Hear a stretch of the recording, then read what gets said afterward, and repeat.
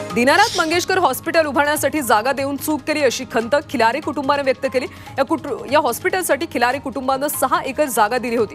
मात्र उपचारासाठी आलेल्या रुग्णांकडून पैशांबाबत अनेक तक्रारी येतात। ज्या हेतूने हॉस्पिटल बांधायला शेत जमीन दिली तो हेतू साध्य होताना दिसत नाही अशी खंत खिलारींनी व्यक्त केली। शिवसेना नेते संजय निरुपम अडचणीत सापडलेत। वक्फ विधेयकाबाबत वादग्रस्त विधान केल्यामुळे त्यांच्यावर गुन्हा दाखल करण्यात आला। संजय निरुपम यांनी जालियनवाला बागेबाबत केलेले वक्तव्य हिंदू मुस्लिम एकता तोडण्याचं काम करत असल्याचा आरोप करण्यात आला। नवी मुंबईतल्या शिवसेनेच्या माजी नगरसेवकावर गुन्हा दाखल करण्यात आला। रामशीष यादव यांच्यावर बलात्काराचा गुन्हा दाखल केला। गेल्या 20 वर्षांपासून असहायतेचा फायदा घेऊन बलात्कार केल्याचा आरोप करण्यात आला।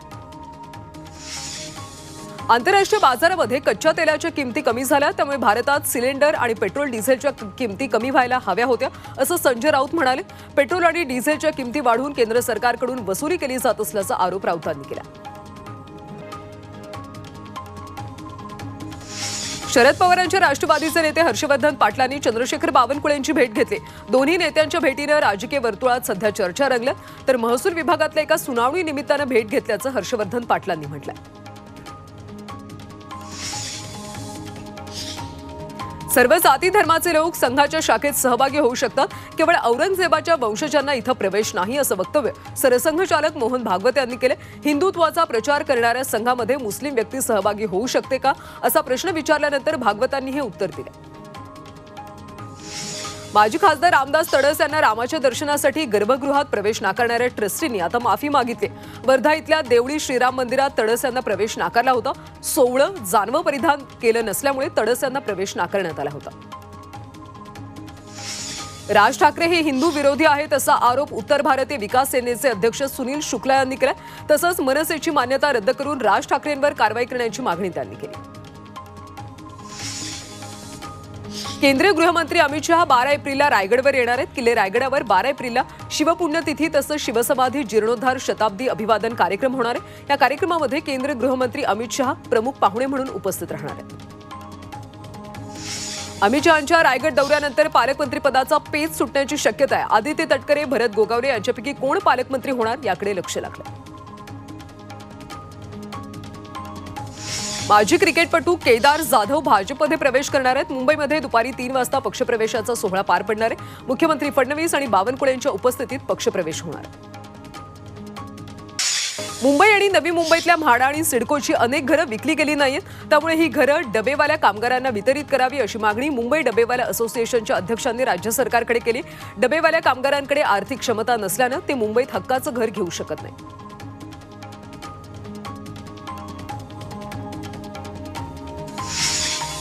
JNPA ते गेटवे पर्यंतची सागरी प्रवासी स्पीड बोट सेवा सुरू करण्यामध्ये माझगाव डॉक कंपनीकडून अडचणी निर्माण झाल्या, त्यामुळे ही बोट सेवा सुरू होण्यात आणखी 20 ते 22 दिवसांचा कालावधी लागणार आहे। या स्पीड बोटीसाठी प्रवाशांना मुंबई गाठण्यासाठी 35 ते 40 मिनिटांचा कालावधी लागणार आहे।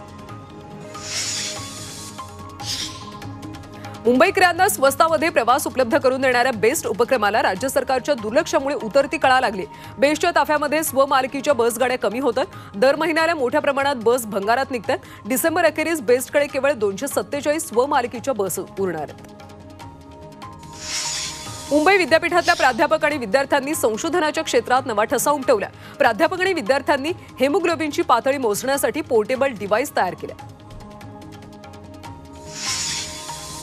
मुंबईतल्या विमान वाहतूक यंत्रणांमध्ये अनेक पदं अद्याप रिक्त आहेत। DGCA या संस्थेतले 814 पदं रिक्त आहेत, तर BCAS या संस्थेतल्या 224 पदांची भरती झाली नाही, त्यामुळे विमानातल्या प्रवासी संख्या वाढत असताना मनुष्यबळ कमतरतेचा मुद्दा पुन्हा ऐरणीवर आला।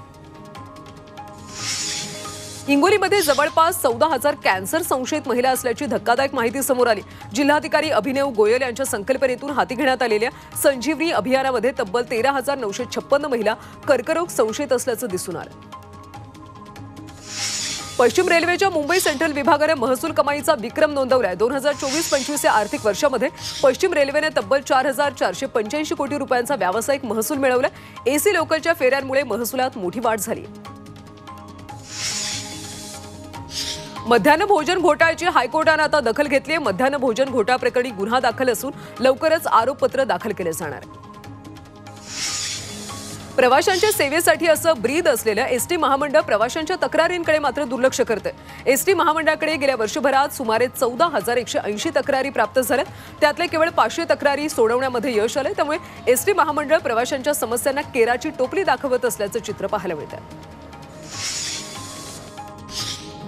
बँक ऑफ जपाननं पुढे आणखी मोठं संकट असल्याचा इशारा जपानी अर्थव्यवस्थेसाठी जारी केला। अमेरिकेच्या टॅरिफनंतर निर्माण झालेल्या परिस्थितीच्या पार्श्वभूमीवर हा इशारा देण्यात आला। तर अमेरिकेच्या करारामुळे जपानचा आर्थिक वृद्धीचा दर 0.8% घटण्याची शक्यता आहे। मावळच्या तळेगावमध्ये मार्केटच्या नियोजनासाठी नगरपरिषद मुख्याधिकाऱ्यांच्या अध्यक्षतेखाली आढावा बैठक पार पडली। अवैध फेरीवाले आणि दुकानदारांमुळे प्रचंड वाहतूक कोंडी होते, त्याला आवर घालण्यासाठी ही बैठक घेण्यात आली। बैठकीमध्ये रविवारी आठवडे बाजार आणि पार्किंगची व्यवस्था करण्याचा निर्णय घेण्यात आला। अकोल्यातल्या 10 वर्षाच्या मुलीला आपल्या मैत्रिणीचे प्राण वाचवलेत। माऊली आणि रोशनी असे दोघींची नाव आहेत। लपंडाव खेळता खेळता माऊली घराच्या टाकीत पाय घसरून पडली। तेवढ्यात रोशनीनं तिचा आवाज ऐकला आणि तिचा हात धरून ठेवत आरडाओरडा केला। मदत येईपर्यंत तिनं न घाबरता माऊलीला धरून ठेवलं। आपल्या हिमतीच्या जोरावर रोशनीनं माऊलीचा जीव वाचवला। गोंदियामधल्या देवरीमध्ये माझी वसुंधरा अभियानांतर्गत विद्यार्थ्यांनी वसुंधरा वाचवण्यासाठी भिंतीवर चित्र काढली। या चित्राच्या माध्यमातून प्लास्टिक मुक्तीचा संदेश देण्यात आला। या उपक्रमामध्ये मोठ्या प्रमाणात शाळेतल्या विद्यार्थ्यांनी सहभाग घेतला। साताऱ्यातल्या पाडलीच्या मानाच्या सासन काठीला 3 लाखाचा रेशमी पोशाख करण्यात आला। दख्खनचा राजा ज्योतिबा देवाच्या चैत्र यात्रेमध्ये पाडलीच्या सासन काठीचा मान हा पहिला असतो। यंदा या सासन काठीला रेशीम कापडाचा नवीन पोशाख करण्यात आला। पोशाखाचा रंग हा गुलाबी पांढरा असून पोशाखासाठी उत्तम दर्जाचं रेशमाचं कापड वापरण्यात आलं। आज नाशिकमध्ये रामरथ यात्रा निघणार आहे। कामदा एकादशीला श्रीराम आणि गरुड रथयात्रा काढण्याची शेकडो वर्षांची परंपरा आहे। सायंकाळी 5 वाजता काळाराम मंदिरापासून रामरथ यात्रेला सुरुवात होणार आहे। कुणाल कामरा प्रकरणी आता 16 एप्रिलला सुनावणी होणार आहे। एफआयआर रद्द करण्यासाठी कामराने याचिका दाखल केली, तर कामराच्या याचिकेवर उत्तर देण्यासाठी राज्य सरकारनं वेळ मागितला। हिंगोलीच्या कळमनुरीमध्ये वकील रवी शिंदे यांनी जिल्हाधिकारी कार्यालयासमोर अन्नत्याग आंदोलन केलं। आपल्या फिर्यादीसह तक्रार नोंदवण्यासाठी गेले असता पोलिसांनी त्यांना अपमानास्पद वागणूक दिली। त्या पोलिसांवर निलंबनाची कारवाई करा या मागणीसाठी रवी शिंदे आंदोलन करतात। दरम्यान मागणी मान्य होत नाही तोपर्यंत उपोषण मागे घेणार नाही असा इशारा त्यांनी दिला। शक्तीपीठ महामार्गाच्या विरोधात 12 जिल्ह्यातले शेतकरी आक्रमक झाले। मार्चमध्ये मुंबईच्या आझाद मैदानावर आंदोलन केलं। आता शक्तीपीठ महामार्ग विरोधी बाधित शेतकरी कृती समितीच्या वतीनं लातूरमध्ये परिषदेचं आयोजन करण्यात आलं। या परिषदेमध्ये शक्तीपीठ महामार्गाविरोधात काय भूमिका घेतली जाणार याकडे लक्ष आहे। रत्नागिरी जिल्ह्यातल्या राजापूर इथल्या अर्जुना नदीपात्रात असलेल्या मातीच्या भरावावरून स्थानिकांनी आक्रमक भूमिका घेतली। पावसाळा सुरू होण्यासाठी केवळ 2 महिन्याचा अवधी आहे, त्यामुळे वेळेमध्ये नदीपात्रात असलेल्या मातीचा भराव काढा, अन्यथा तीव्र आंदोलन उभारू असा इशारा राजापूर शहरातल्या स्थानिकांनी दिला। सांगलीच्या आटपाडीमध्ये बहुजन समाज पार्टीच्या विधानसभा अध्यक्षांनी अनोखं आंदोलन केलं। त्यांना रस्त्याच्या कामाची चौकशी केल्याच्या रागातून जीवे मारण्याची धमकी दिल्याचा आरोप त्यांनी केला। धमकी देणाऱ्यावर कठोर कारवाई व्हावी या मागणीसाठी पोत्याचं शर्ट, गळ्यामध्ये मडकं, कमरेला झाडू आणि हातात संविधानाची प्रत घेऊन त्यांनी आंदोलन केलं। कर्जमाफीची घोषणा केली, मात्र प्रत्यक्षात कर्जमाफी न दिल्यानं महाराष्ट्र शेतकरी संघटनेनं जळगावात सरकारविरोधात आंदोलन केलं। शेतकरी संघटनेनं सरकारच्या विरोधात पोलीस अधीक्षकांकडे निवेदनाद्वारे तक्रार केली। उत्तर प्रदेशमध्ये एका 19 वर्षीय तरुणीवर 7 दिवसात तब्बल 23 जणांनी सामूहिक अत्याचार केला। 29 मार्च ते 4 एप्रिल दरम्यान तिला आरोपींनी विविध हॉटेल्स, हुक्का बार आणि कॅफेमध्ये नेऊन अत्याचार केला। त्यांच्या तावडीतून सुटून तिनं कुटुंबियांना तिच्यावर ओढावलेली आपबीती सांगितली आणि त्यानंतर पोलिसांनी या प्रकरणी गुन्हा दाखल केला। मथुरेमध्ये बाकी बिहारीच्या दानपेटीवर चोरांनी डल्ला मारला। बँक अधिकाऱ्यानं दानपेटीतला 9 लाख रुपये लांबवले। सीसीटीव्ही फुटेजद्वारे चोरीचा प्रकार उघड झाला। त्याच्याकडून 1,28,000 रुपये जप्त करण्यात आले। परदेशातल्या काही नागरिकांना मालेगाव महापालिकेने कागदपत्रांच्या बनावट कागदपत्रांच्या आधारे जन्मदाखले दिले असल्याचं धक्कादायक वास्तव समोर आले। त्यांनी या दाखल्यांचा उपयोग पासपोर्ट मिळवण्यासाठी केला। त्याचे पुरावे मिळाले असल्याचा खुलासा विशेष सरकारी वकील ॲडव्होकेट शिशिर हिरे यांनी केला।